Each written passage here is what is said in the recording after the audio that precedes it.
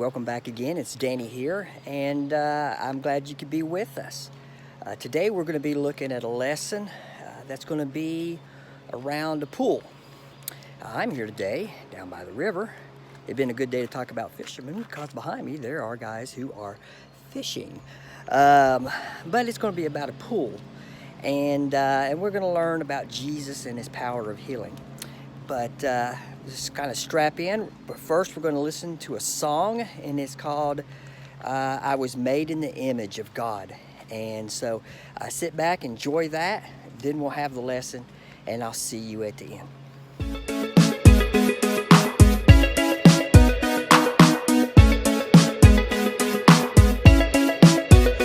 We were made in the image of God. Every man, woman, boy, and girl. We were made in the image of God.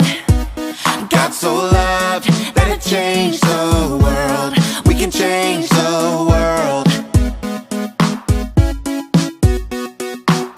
In the beginning, when God made people, He made a boy, He made a girl, gave us dominion, over creation, told us to go into all the world.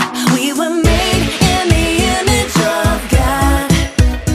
Every man, woman, boy, and girl. We were made in the image of God. God so loved that it changed the world. We can change the world. Made in the image we were. Made in the image of. Made in the image we were. Made in the image of. In the beginning, When God made people, He made a boy, He made a girl, gave us dominion over creation, told us to go into all the world. We were made in the image of God. Every man, woman, boy, and girl. We were made in the image of God. God so loved that it changed the world. We can change the world. Made in the image we were. Made in the image of. Made in the image we were. Made in the image. I am fearfully and wonderfully made in the image of God. I am fearfully and wonderfully made in the image of God. Yes, I am fearfully and wonderfully made in the image of God. Yeah, we were made in the image of God. Every man, woman, boy, and girl. We were made in the image of God. God so loved that it changed the world. We can change the world.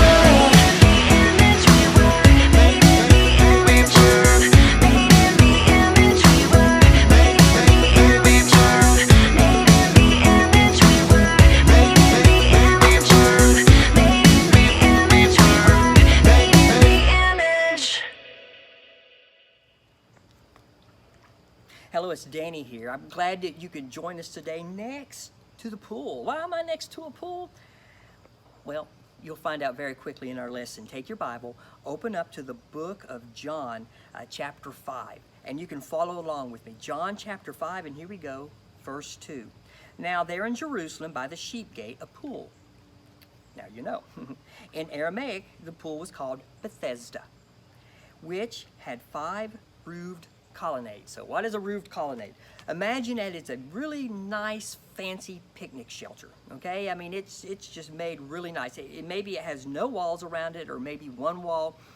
And if you went to the pool and you didn't want to be in the sun, you could sit in the shade of the colonnades. Okay, so there was this pool, and there were these colonnades. And in these colonnades, verse 3, in these laid a multitude of invalids, blind, lame, and paralyzed.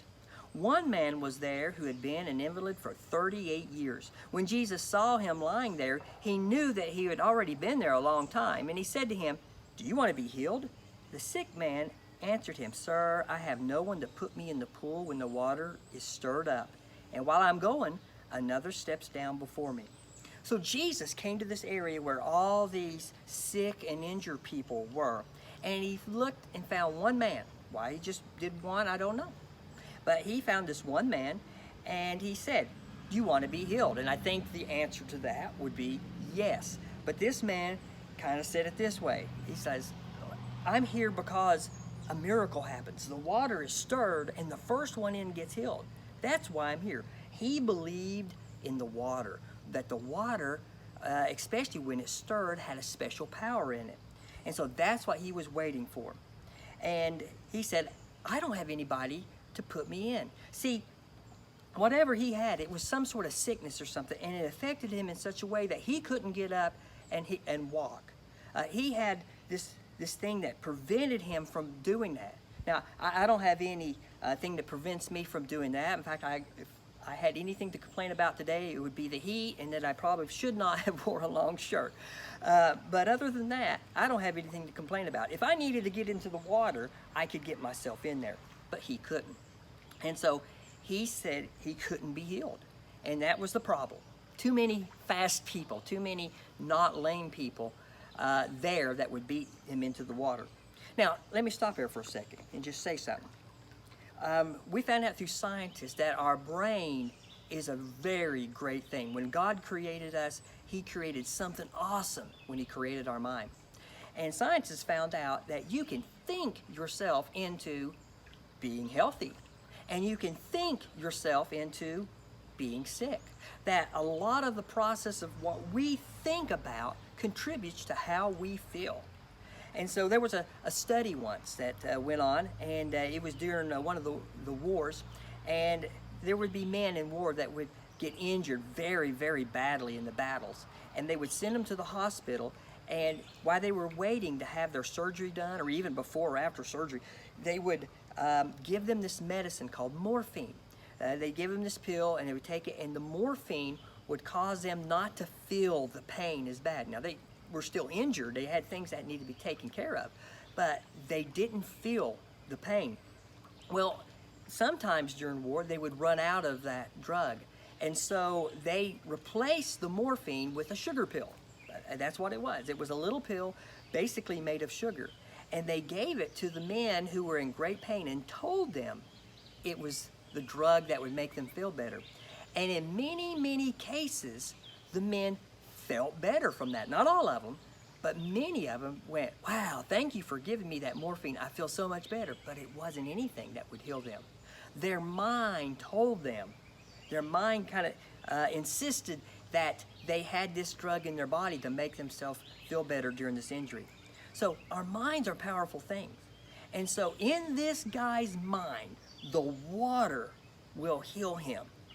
And so that's what he's waiting for. But we're going to find out here that it wasn't in his mind. It was a real sickness that he had.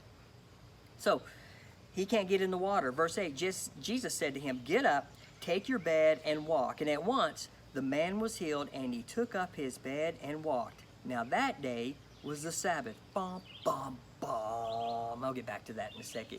So Jesus tells this man, "Get up and take your bed and walk." And he does. He gets up immediately, and he takes his bed, and he starts walking. And the scripture says, now that was the Sabbath. Now the Sabbath for them was a Saturday, but it was almost saying, like, for us, it was a Sunday, okay? It was a church day, okay? And so this man got up and walked on a church day. Yeah, we do that all the time. He carried his mat on a church day. Yeah, we carry stuff all the time. But this was a big deal at this time. See, there were certain rules that the Pharisees had made for Sundays, that it was a day of rest, and rest is what you did. You didn't do any work, and so they had different rules. You couldn't carry stuff. In many cases, you didn't cook. You did all your cooking the day before, and then you, just ate it on the Sabbath, or maybe you didn't even eat on the Sabbath. So they had all these rules, and so apparently walking around was okay, but he carried his mat. And so it goes on in verse 10 and says this, "The Jews said to the man who had been healed, 'It is the Sabbath, and it is not lawful for you to take up your bed.' But he answered them, said, the man who healed me, that man said to me, take up your bed and walk. They asked him, who is the man who said to you, take up your bed and walk? Now, the man who had been healed did not know who it was, for Jesus had withdrawn and there was a crowd in the place. So after Jesus healed him, Jesus walked on and kind of disappeared in the crowd. But this man got up his mat and he's walking, and he's probably maybe even skipping and happy, because he in almost 40 years now he's up and he's walking and he's moving and he feels good. And he feels really good. And then the church police stop him, so to speak, and they go, what are you doing carrying a mat there, buddy? And he says, all I know is a guy that healed me told me to carry the mat. Now, if somebody came and healed me of some miraculous thing and he said, go around, carry this log around with you for a day, I would say, thank you very much, sir, for fixing me, and I will carry a log around. I mean, that's the least I can do if you healed me. And so he said, this man healed me. And they were like, who is this man? And he goes, I don't know. Now, here we know that this guy really had something wrong with him. See, if he had maybe heard of Jesus and goes, Jesus can heal me, maybe in his mind he could have said, it was Jesus that healed me, and his mind overcame the negative thoughts and things that he had to make him feel better. He didn't even know Jesus who he was. He didn't know it. Jesus is the one who can heal and was out healing people. He thought the water would heal him. If Jesus had taken some of that water and sprinkled on him, that would not have been good, because the guy probably would have gone around going, it was the miracle water. This man went and stirred it up with his hands and he sprinkled it on me. We have a new way of healing now, But he didn't. He just said, this man healed me, and didn't even know who he was. It goes on in verse 14. It says, afterward, Jesus found him, which is the guy that was healed, in the temple, and said to him, see, you are well. Sin no more, that nothing worse may happen to you. So here we have that apparently some sort of choice he had made had caused him to be in this state, and we don't know what it was. Okay, a lot of times things happen to us have nothing to do with choices that we make. Sometimes we can have an accident.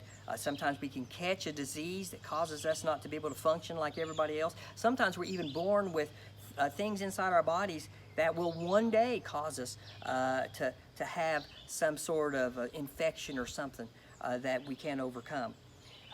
But this man apparently had done something, because Jesus said, go and sin no more. I mean, I'm going to make this up, but maybe he went to a party and there was lots of drinking, and he drank a whole lot. He drank too much and he drank too fast, and he got alcohol poisoning, and that affected his body, and he couldn't function.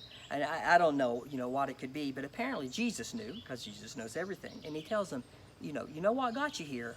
Don't do that anymore. Verse 15, the man went away and he told the Jews that it was Jesus who had healed him. And this was why the Jews were persecuting Jesus, because he was doing these things on the Sabbath. Well, isn't a Sunday a good time to be healed? But apparently the Jews did not like that. That was like work, okay? And it said at this point they started persecuting Jesus. Persecuted is almost like bullying, okay? They were going to bully Jesus. They were going to talk bad behind his back. When they were in front of his face, they were going to talk bad to his face. They were going to persecute him. In verse 17, but Jesus answered them, okay? So this is an opportunity that they're talking to him, the Pharisees. But Jesus answered them, my Father is working until now, and I am working. And it says in verse 18, it's the last verse we're going to read, this was why the Jews were seeking all the more to kill him, because not only was he breaking the Sabbath, but he was even calling God his own Father, making him equal with God. Wow. First they wanted to persecute him because he told a guy to carry his mat on the Sabbath. He told a guy to work on the Sabbath. And when they go and talk to Jesus, he goes, hey, I'm just doing what my Father does. And they went, did he just compare himself with God? And that made him really mad, so mad that now they just don't want to persecute him or bully him. They want to kill him. So this is an amazing story that we have here in the New Testament. And it's exciting to read. We've been learning about Jesus healing. We heard about Jesus healing the lepers. We heard last week where Jesus healed the one woman that had the bleeding problem for many, many years. And he also, more than healed, he raised a young girl from the dead. And so this is the great healing powers of Jesus. So you tune in next week, and we're going to find out another healing that Jesus does. And I think you'll be excited to hear that. So again, thank you for joining me at the... Woo! Okay. I guess I scooted back on my seat a little too far. The good news is I'm healed. I'm no longer hot. Thank you for joining me in the lesson today. We look forward to seeing you. Take care, and God bless you. I hope you enjoyed that lesson today. I look forward to seeing all of you again. We can kind of get back together a little more this Sunday. This Sunday we'll be opening up the 9 a.m. service.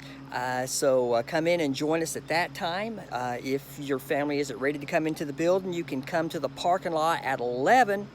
The Travis will not be out preaching in the parking lot, but you can tune into the radio and sit in your car.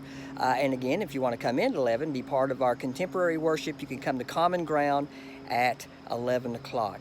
But we miss you guys. We look forward to being together again so that we can enjoy each other's fellowship. But for right now, take care. I love you all. God bless you, and good day.